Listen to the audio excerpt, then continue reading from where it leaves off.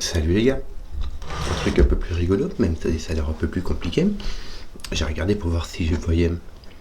J'ai passé 20 secondes dessus pour voir si je voyais quelque chose et je crois qu'il va être commencé, donc on va essayer. Alors, il s'agit d'un 6x6. Il y a du brouillard. Il y a des palindromes bizarres. Parce que les palindromes, ce sont des lignes grises qui se lisent de la même façon, un sens comme dans l'autre. Et il y a une règle de non-consécutivité. Donc une grosse règle négative. Qu'est-ce qui va se passer? La règle du seul coup, 6x6 s'applique normalement, donc chaque colonne, chaque ligne, chaque colonne et chaque boîte de 3 sur 2 contiennent tous les chiffres de 1 à 6 une fois chacun. Les palindromes. Je vais mettre une ligne rouge parce que je ne vais pas mettre du gris sur du gris. Imagine qu'on ait un palindrome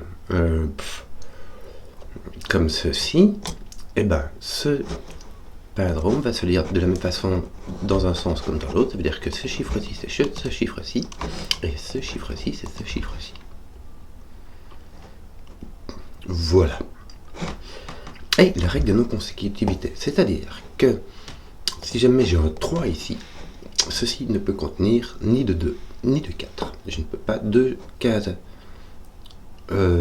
qui sont adjacentes orthogonalement. Orthogonalement, ça veut dire qu'ils se touchent par un côté, opposés à diagonalement donc, ne peuvent pas contenir des chiffres consécutifs.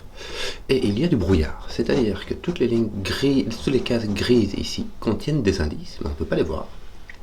Pour les voir, il faut placer des chiffres, de bons chiffres dans la grille, ce qui va enlever le brouillard et révéler ce qu'il y a derrière. Je crois que j'en ai fini avec la règle et que je n'ai rien oublié. Un peu plus complexe que d'habitude puisque c'est assez particulier et les règles négatives sont toujours assez dures à avoir. Mais soit, c'est parti. On n'a que cette case-ci qu'on voit, et c'est ça qui est le chouette avec le brouillard, c'est qu'au début, souvent, tu vois un truc et tu sais pas où tu dois commencer, t'es pas en train de regarder partout, mais qu'est-ce qui peut bien se passer? Donc, le 3 nous dit que le 2 et le 4 ne peuvent pas être ici, ici ou ici. Donc le 2 et le 4 vont se retrouver ici. Ça, c'est la règle négative de consécutivité. Bon, le 2 est là ou là, donc ici on ne peut pas mettre de 1. Et le 4 est là ou là, donc ici on ne peut pas mettre de 5. Si on met un 5, ici il sera consécutif à un 4. Et si tu mets un 1, il sera consécutif à 1, donc ici 1 et tes 5 sont là, et ici il te reste le 6. Voilà. Bon, qu'est-ce qui se passe-t-il maintenant? Est-ce qu'on peut... Donc il y en a un... D'un côté on a 1, 4 et de l'autre on a 5, 2. Bon. Ce qu'il y a d'embêtant, c'est...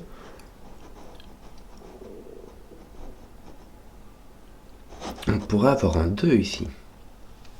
Alors, en fait, ce qu'il y a, c'est que si tu as un 2 ici... Ah oui, je sais plus si je vais expliquer cette règle bizarre. Si tu as donc si jamais je suis obligé d'expliquer cette règle, si tu as un 2 ici, ça veut dire que tu dois avoir 2 sur ce palindrome. Si tu as un 4, il te faut 4 sur ce palindrome. Bon. Il y a 6 4 dans tout le sous-de-coup. Et il y a 6 4 dans tout ce coup, et ça veut dire que cette ligne-ci, il pourrait faire 1, 2, 3, 4. Ou 1, 2, 3, 4. Ouais. Il pourrait faire un 2. Imagine. Non. Attends.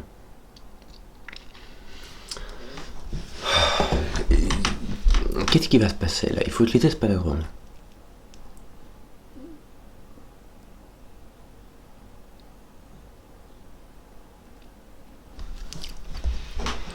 Est-ce qu'on pourrait deviner ce qu'il y a ici? Il y a 1, 2, 4. Ici, tu peux avoir 1, 2 ou 4. Tu n'as pas de 3, de 6 par le coup. Tu n'as pas de 5 parce que c'est consécutif. Ce serait consécutif. acide. Est-ce qu'on pourrait enterrer quelque chose? Tu ne peux pas mettre de 1. Tu ne peux pas mettre de 1. En fait, sur le palindrome, tu ne peux mettre de 1 que si tu as une case au milieu. Je reprends mon exemple ici. Si jamais j'ai un palindrome comme ça, ici, je peux mettre un 1. Pourquoi? Parce que ça ne se répète pas. Mais si jamais j'ai un palindrome qui est double, cette case-là sera la même que celle-ci, et celle-ci sera la même que celle-ci. Donc, si jamais je mets un 1 qui n'est pas sur la case du milieu, ça casse tout, puisque tu en auras au moins, il apparaîtra au moins 2 fois. Donc, ceci n'est pas un 1. Bien, bien, bien.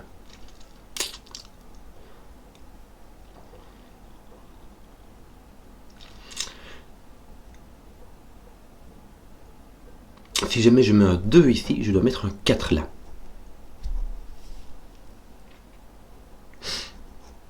Si jamais je mets un 4 ici, 4. 4. Imagine ici, imagine que ton palindrome fasse un truc comme ça. Je le mets en rouge parce que le gris ne passe pas sur le brouillard. 1, 2, 3. 1, 2, 3. Tu as un palindrome comme ça. Tu pourrais mettre un 4. Non. Zut, ça marche pas. 1, 2, 3. Parce que là... Ouais, au lieu de mettre ceci, je vais mettre comme ça. Je mettrai un 4 ici. Un 4 ici, un 4 ici, un 4 ici. Ça marche.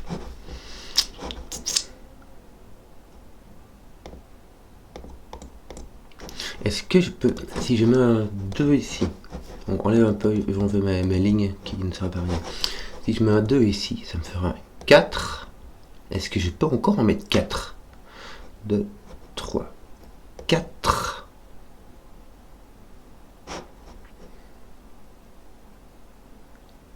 Est-ce qu'il y aurait moyen de trouver un palindrome qui permettrait d'avoir un 2 ici? J'ai l'impression que je... Là, il n'y a pas de 1. Un 5, ça va commencer à être dur. Avoir un 5, je sais pas, sur un palindrome, si c'est pas au milieu, ça commence à être dur. Alors, la question c'est, est-ce que je pourrais faire un palindrome dans lequel j'aurai un 4 ici, dans lequel j'aurai un 4 ici et un 2 là. Si jamais...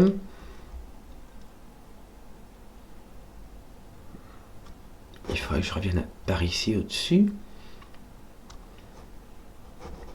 Imagine, je remets mon 4 ici au-dessus. Est-ce qu'on peut pas choisir les couleurs ici avec les chiffres? Non. Tant pis. Donc imagine, je mets un 4 ici. Je vais donc mettre un 2 là-bas.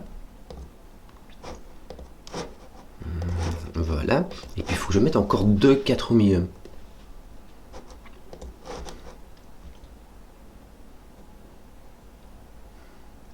Je vais mettre un truc ici, mais ça ne peut pas être 4. Celui-ci ne peut pas être 4 puisque ça serait celui-ci qui voit le 4. Si celui-là est un 2, le 4 est là.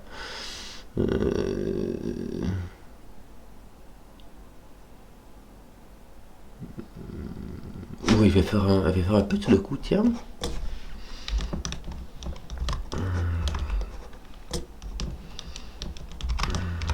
Voilà. Donc, 4. Imagine, tu montes. Elle est au milieu, ça fait un 1. Là, tu as un 4. Non, celui-là ne peut pas être au milieu. Il faudrait qu'après un 2... Ouais, c'est bien compliqué, hein. Non, tu peux faire un 4 ici. Et il m'en fera encore 2.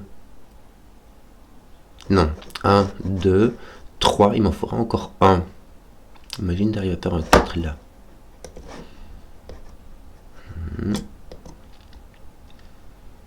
Tu as déjà tes 2 2.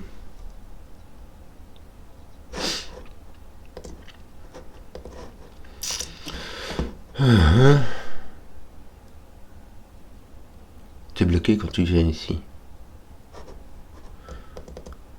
Attends, tu vas faire mon 4 ici. Est-ce que ça peut pas marcher?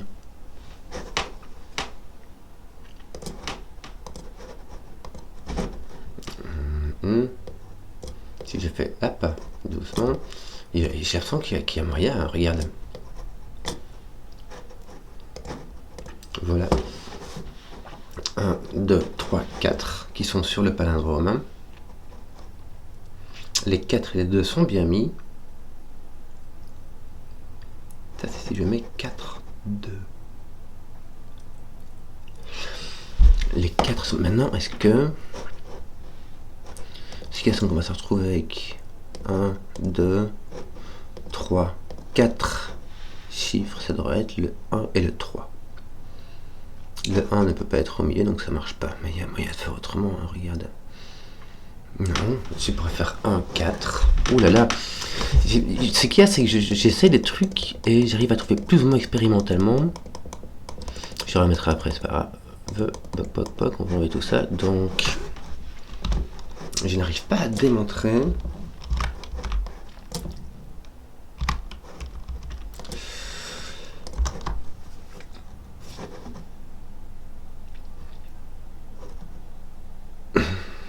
Deux et 2, c'est impossible.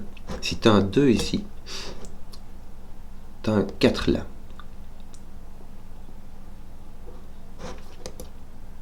Pourquoi est-ce que c'est pas possible? Parce que on en aurait déjà 2, et ici on n'est pas au bout, donc il faut en remettre encore un. Bon. Il faudra mettre un troisième. Donc 2, 2 n'est pas possible. Ou est-ce que 4, 4 peuvent être possibles? Il me semble. 2, 4. Oh, aïe. Je n'arrive pas à voir le truc simple, mis à part essayer des cas bizarres, comme il faut la bifurcation, quoi. Je n'arrive pas à voir. Tiens, t'as pas de 3 ici.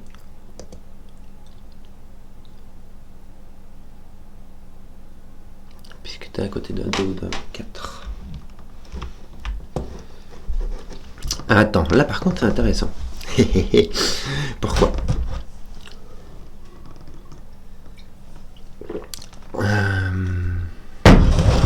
Parce que avoir un 5 ici, ça me paraît très très improbable. Ça voudrait dire que ce palindrome devrait prendre tous les 5 du Sudoku, sauf celui qui est là ou là.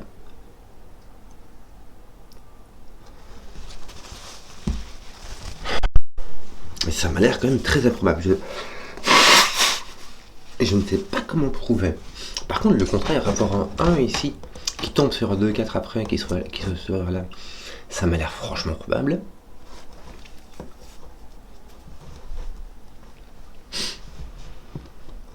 Et ceci, si c'est un 1, c'est le milieu. Donc ça veut dire qu'il resterait 3 lignes, 3 cases à courir avec ce palindrome. Alors que le 5...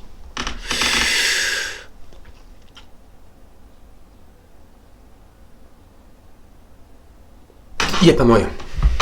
Il n'y a pas moyen de mettre le 5. Ok, ça va, facile. Tu peux pas prendre le 5 qui est ici. Pourquoi? Parce que le 5 n'est pas dans les 3 premières cases. Donc même si ce palindrome faisait un tour de malade comme ça qui revenait ici, il rentrerait dans cette case-là pour finir ici. Et là, il y aurait les 3 premières cases qui seraient celles-ci. Donc ça marche pas. Or, si c'est un 5, il doit faire tous les 5 sauf 1. Et ici, on a vu qu'il n'en a pas fait. Et il ne peut pas faire celui qui est ici. Donc il va moyen d'avoir un 5. Ceci est un 1. Alléluia. Bon. Là, il n'y a pas de 6, puisque là, il n'y a pas de 6. Là, j'en sais rien. On va dire que tu as 2, 4, 6. Et ici, tu as donc un 2, 4. Or,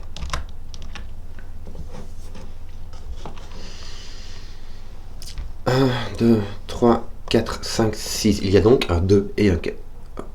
2, 2 et 4, 4. Donc il n'y a pas de 6 ici. Voilà. Ton 6 est là. Ouh, que c'était difficile. Il fallait passer par là. On dit donc. Il y a. Ici, il y en a un jack. Ici, on a un check. Ceux-là sont différents, ouais. Donc, tu as un truc ici. Tu as l'autre ici. Et celui-là, c'est celui-là. Et ces deux-là, c'est ces deux-là. Donc, on a 4. Et ici, on a un 2. Voilà, il fallait voir le 1 qui était ici. Bon. Ceci donc pose un 5 puisqu'il est à côté d'un 4. Il s'agit d'un 1, ici un 2, ici un 5. Pouch! C'est tout! Et après ça, il reste plus que du sudoku. Bon, le 2 est ici, mais il n'est pas là parce qu'il est à côté d'un 3. C'est tout. Il reste plus que du sudoku. En fait, il y avait juste ce palindrome là, il fallait passer par le 1. Et puis tout le reste, ça peut être un sudoku avec contrainte négative. Tu peux mettre 2, 3 ici à côté d'un 2, tu as donc un 5, tu peux mettre 2, 5 à côté d'un 6, et parce qu'il y a un sudoku, tu dois mettre un 3, il reste plus que du sudoku. Ah ben voilà, il suffisait de craquer ce petit poids là. Bon, mignon. Tiens, qu'est-ce qu'il nous reste là? Le 3 ici est positionné par là. Le 3, de nouveau par contrainte négative, est positionné ici. On commence à avoir pas mal les 3. Le 3 est ici par sudoku, mais il ne peut pas être à côté du 4. Il est là. Le 3 ici est placé par sudoku. C'est ça. Il y avait un palindrome qu'il fallait craquer par le fait que le 1 ne pouvait être qu'au milieu et que le 5 ne pouvait pas être placé ici, et puis tout le reste c'est du sudoku négatif. Il nous manque un 1 et un 6 qui malheureusement ne sont pas déterminés ni par sudoku ni par contrainte négative. Le 1 est ici. Le 5 est pas là par sudoku, pas là par contrainte négative, donc ton 5 est là. Donc il manque ton 1 et ton 6 qui sont placés par sudoku. 6, 1. Il nous manque quoi? Tiens, ici il nous manque un 1 et un 5 qui sont placés par sudoku.